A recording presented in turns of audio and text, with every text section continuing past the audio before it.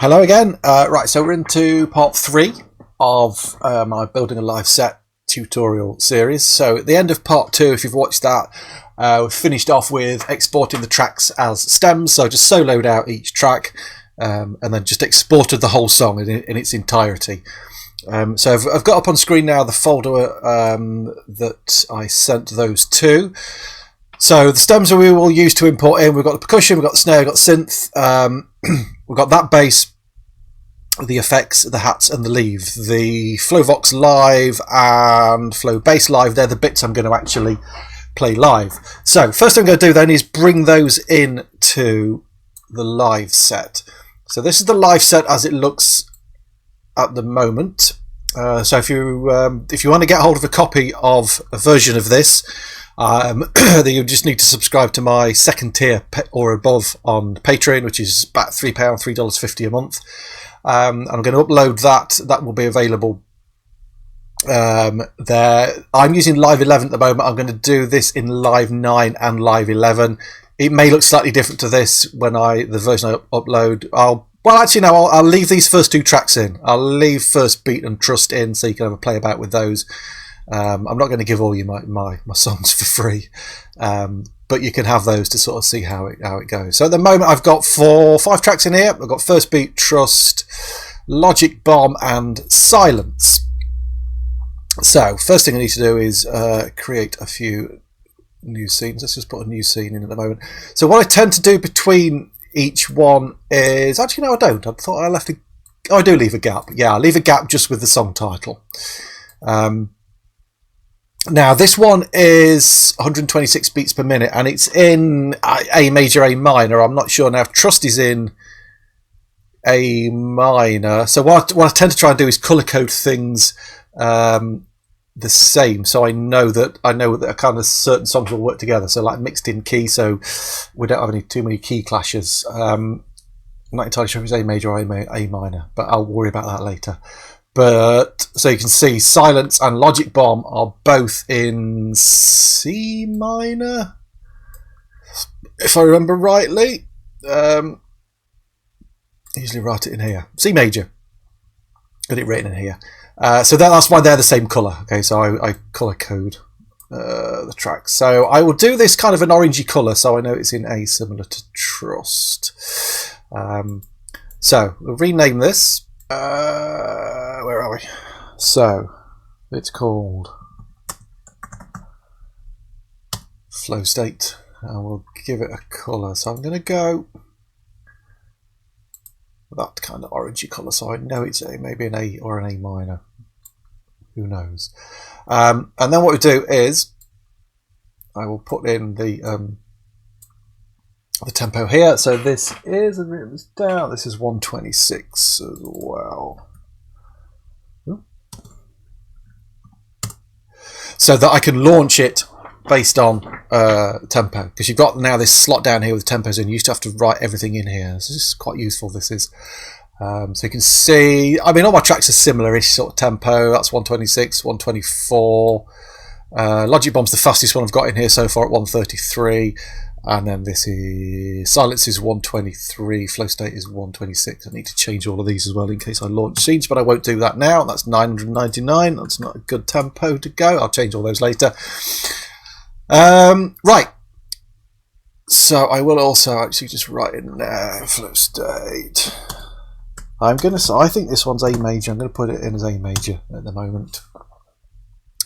Right, so we need to load more scenes in here. So let's do this with the keyboard shortcut. So Control I, and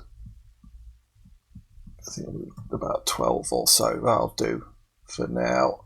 Oh, that's rather a lot. How many have I done? Way too many.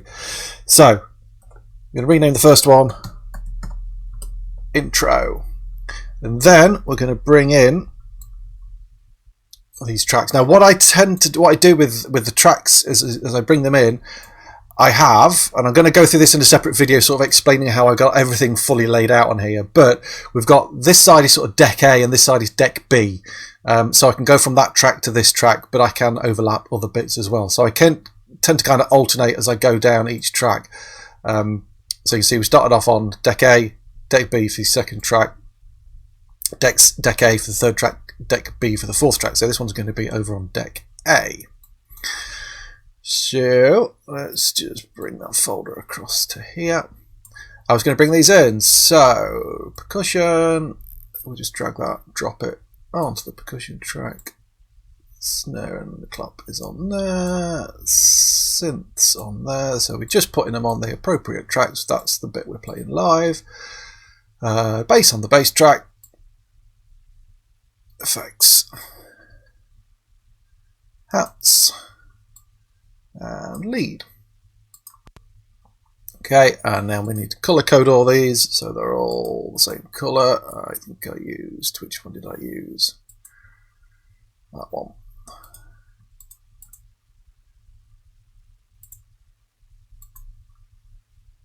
Okay.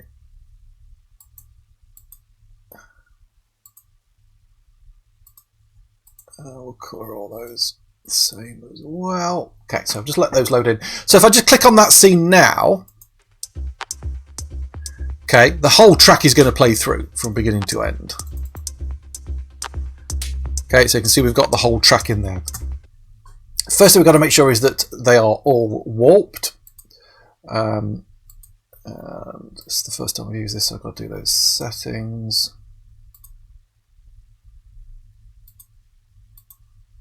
Fine, in fact, we'll do them all. Don't want to do them individually. We can do them all as one. I always do Complex Pro. 126, that should all be okay. Oh no, 126, yeah. Let me just check the BPMs. Okay, so they are all now warped. So, because I might play this a little bit slower, a little bit faster, it depends on how I link in with other tracks. So yeah, as I play this, okay, you can see we've got the whole track in here and all the different sections. So that's the clap, the hi-hats, and so on. So this is where we start to then split things up. All I'm going to do first of all, before we split these tracks up, I'm just going to duplicate these down a load of times. Oh.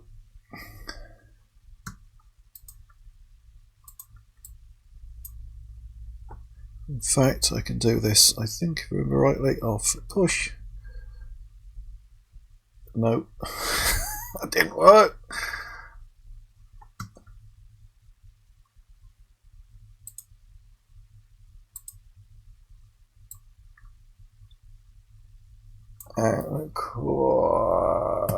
Right, okay.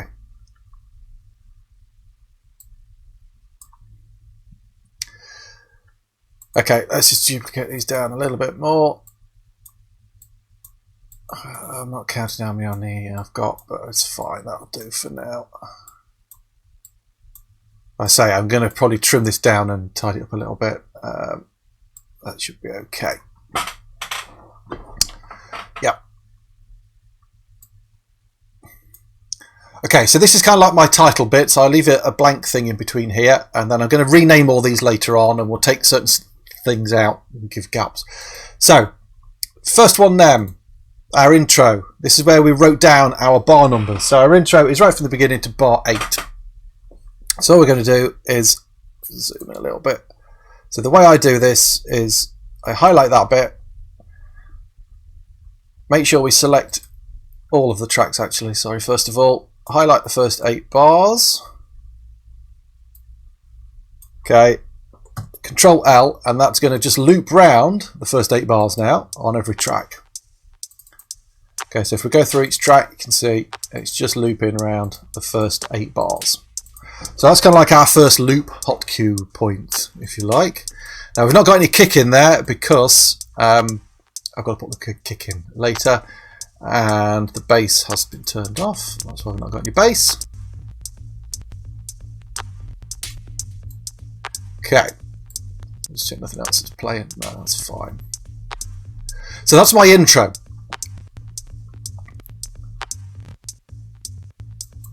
Okay, and obviously I don't have to have everything playing at once. I can just bring the kick in and the percussion. That's how I do my transitions.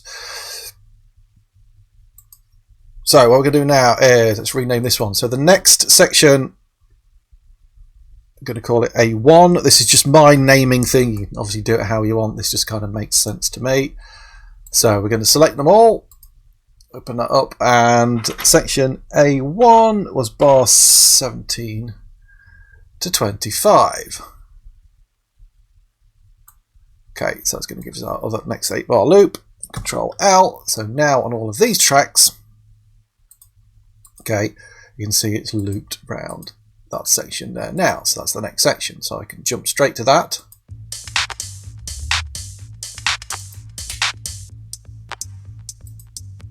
Okay, and I can launch each section. So what I'm going to do now, and I'll do this off camera, is I'm going to go through all of these. I'll do one more just for kind of just in case it's not making sense. Okay, so what we'll do is this one we're going to call fill, because that was just the next thing along. And again, you can move the order of these around. You've got total flexibility on them.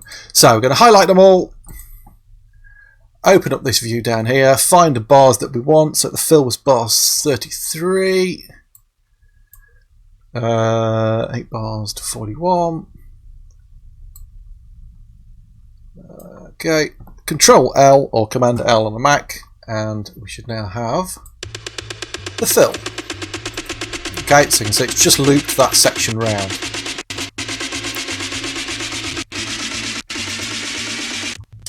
Okay, so we'll go through each one of these, rename them, and set the section of the track that we want to loop. Now, the other way of doing this would have been for me to go through and export that section from each track and have loads and loads of stems, which I have done in the past. I just found it to be, I think, have I got one track like that? I just found it to be, just took ages and ages exporting. I think I did that with Trust. So you can see we've got A1 and we got the stems in there, and then A2 and then intro and various other things. I think I have slimmed that one down a bit. Yeah, it was just too much work in exporting. It just took forever. This way, you've got total flexibility, because if you do want to think, well, actually, I didn't want to use that section, you can use other sections in the track as well. You could actually do this without going through and splitting the whole thing up how I did it in the previous video. You could do that straight from here and go through it. It's the same principle, but I like to do it the other way first, just kind of working my sections out without it being too much in here.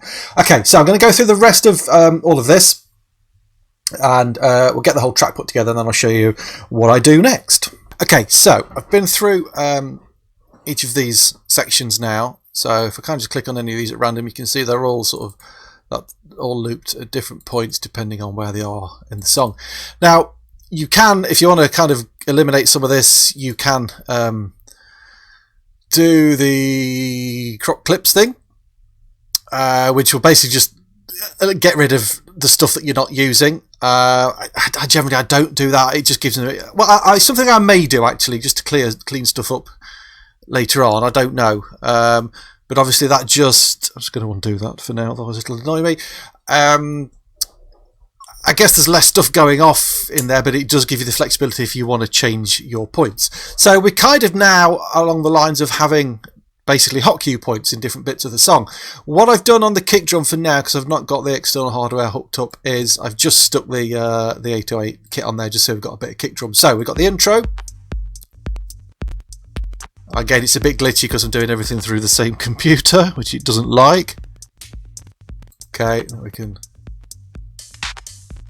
just bring all these different sections in. There's the fill. Okay, we could jump down to the break. We'll go to the end bit.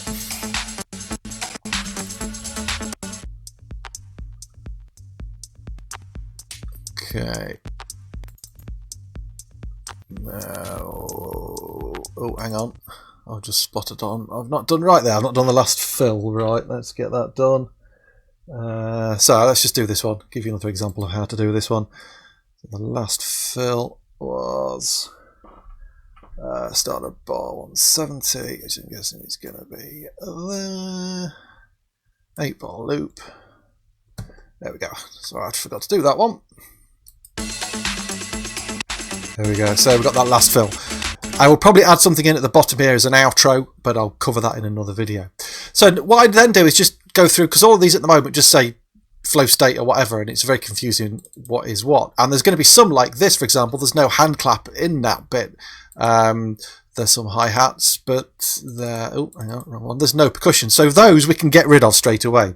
So anything that's empty, I'm going to delete, so I know what's got stuff playing. There's no synth in there, there's no lead, and there's no effects. So for that intro, straight away we can see we've only got these two. It just clears it up a little bit. So what I would do is just going to rename these so I know what they are. So just going to rename that one as closed hi-hat.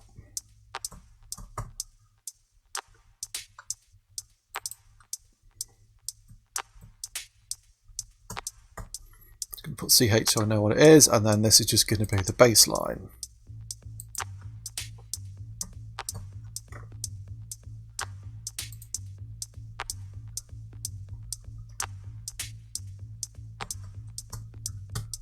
I'm going to call that bass 1 because there is another bass bit comes in later on. So it's a case of just going through each track there now. See, we've got hi-hats. So there's nothing on that one, no percussion yet. So first thing I do is get rid of anything that's blank. No effects still. Okay, so the only thing we brought in there is the clap.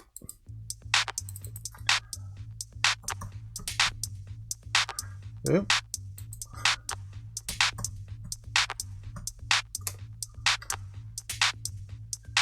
Okay, but I think... Okay, so we've now got the open hi-hat.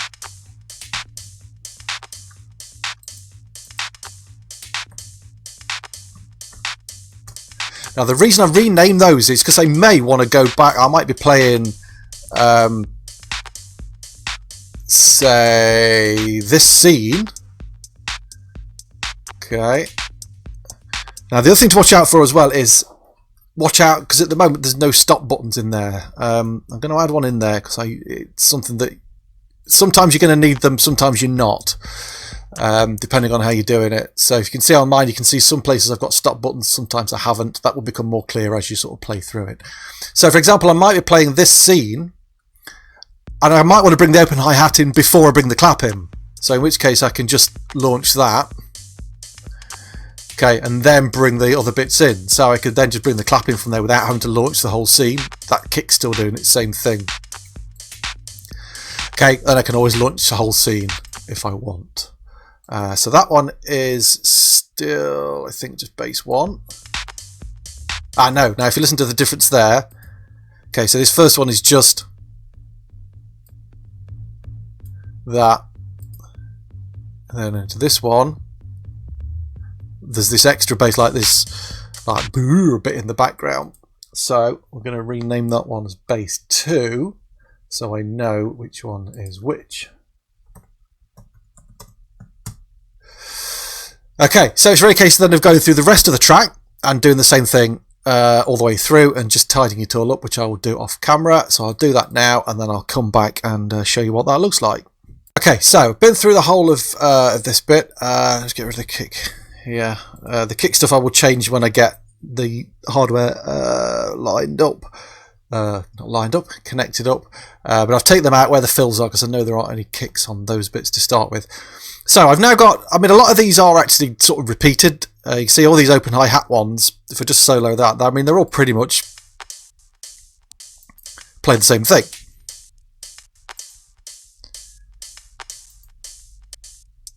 Okay, apart from that one, that is the closed hi-hat. But I will leave all those in, even though they're kind of duplicated. A lot of these are all the same, just in case I need to launch the whole scene. But obviously, a lot of these are interchangeable. You can see we've got percussion 1, which is that. Percussion 2 is the same thing then with, I think, a conga coming in on it. And so on. Obviously, the effects are all slightly different. You'll notice I've got a couple that I've not named. These are basically just like a sort of an ending reverb tail kind of thing. They need to be there, otherwise it cuts off a bit soon. But I don't name those. Just I'll leave those blank, so I know that they're not actually a clip I would want to launch. So I've got all the sections of the song in here. This is fairly manageable, I think. There's quite a lot of sections in this, but I think it kind of works how I've got it. Because And the reason I name all these separately as well, so we know which bit is which, so I can, like say, interchange between the two. And I will see the readout of these when I do it on the iPad, because I'm using an app called Touchable that as a MIDI controller, which again you will see in future episodes. So the only thing I need here is to work out what I'm going to have as sort of the outro transition. So this is kind of the main bit of the track where everything's going, playing. We've then got this fill at the end, which is kind of building up. So I'm thinking that could link straight in nicely to A41.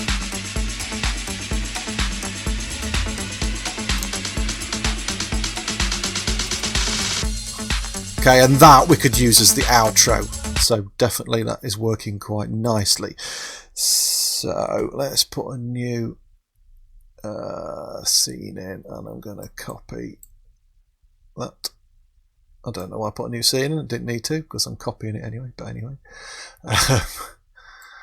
there we go. Let's get rid of that. Okay, and we're going to call this outro. Because what's going to happen is, even though that's the same as that when it's playing, I can then start to take stuff out of here. You know, so I could get this, get rid of that, get rid of that. And then I could always, if I wanted to, bring stuff back in. So I could bring the congas back in. Yeah, so we've got that bit of flexibility to do that. Okay, now if I was going from this track to this track, we'd be good to go. Okay, so I can have all of these playing. I might, let's say, take the bass out and those vocals. And then over here, I might want to bring the bass in, for example. Beginning of Logic Bomb. Is it Logic Bomb? No, it's Silence. In fact, we'll take out the synth as well, so we've just got percussion playing. So I can start to bring this in then. Okay, and as I'm starting to fade these out, generally I will fade these rather than stop them, but I'll stop them for now. Okay, so you can see we've got bits of this track playing, bits of this track playing, and then if I want to go right straight into this, I'll just launch that scene. Okay, and that's going to stop all of these playing because I've got the stop buttons here. So generally on the first row, I will always have stop buttons to make sure it stops. It's just something you've got to watch out for where you put your stop buttons. I'm just going to get rid of those stop buttons for now because they are annoying me. So that's fine if I was going from deck A to deck B, but if I wanted to go from flow state into Logic Bomb, they're on the same thing. I couldn't do the same thing, that same kind of transition, because as I'm playing these, if I start launching these clips up here, it's going to stop these. So this is where I have another line here called transition, which is basically the same as the outro, but it's over on this side. So I'm just going to duplicate that.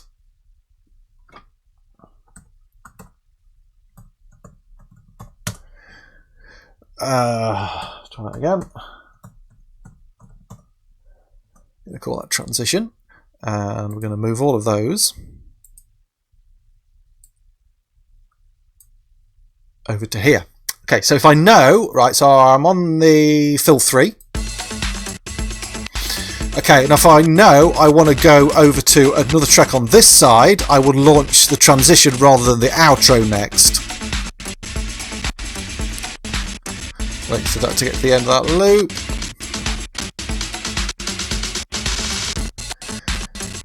Okay, it's gone really glitchy, for which I apologise. So that's now what you're going to make sure there is you straight away can see I launched that scene, but these were still playing because we ain't got no stop buttons. So that's one area where you need stop buttons. Okay, so let's just stop everything playing. Now, I'm not sure what's going on here. There's some follow action on some of these with that line. That's something I need to sort out, which I don't know anything about at the moment on Live 11. I've got no clue. So I need to sort that out, but anyway, that's something I can have a look at. So yeah, we're playing fill 3. So instead of going to this outro, we're going to this transition outro. Okay, so we'll go to that. Sorry, the bass is turned down. You've got to make sure your volumes are the same.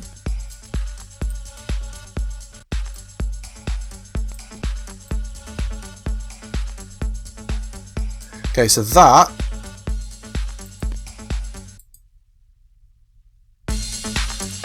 is the same as that, although I need to just, I think you've got to watch is make sure your volumes are, let's whack them up for now.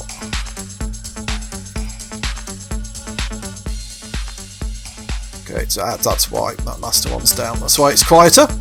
I'm going to talk about how I've got these volumes set in later videos. Okay, so there's that outro. Oh, we've got that transition. Okay, so now I can start to take these elements out.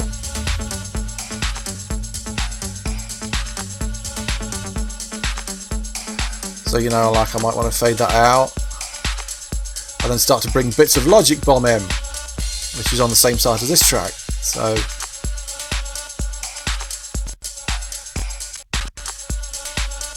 start to fade those vocals out. Bring the bass in over here. And then we can fade these bits out. Okay, and then if we want to launch the whole thing, we just launch that scene. But they're still playing because we've not got stop buttons. So we need stop buttons on those.